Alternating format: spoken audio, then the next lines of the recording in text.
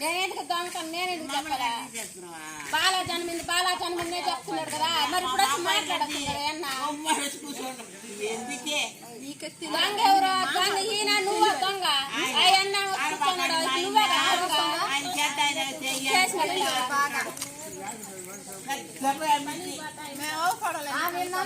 ఆరగడం వేసుకుని గమ్మన్నాడా?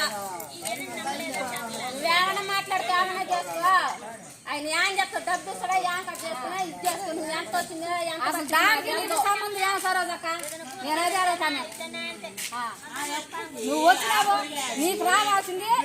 నువ్వు ఎంత ఖర్చు పెట్టావో వాళ్ళకన్నా పడాల్సింది లేదా?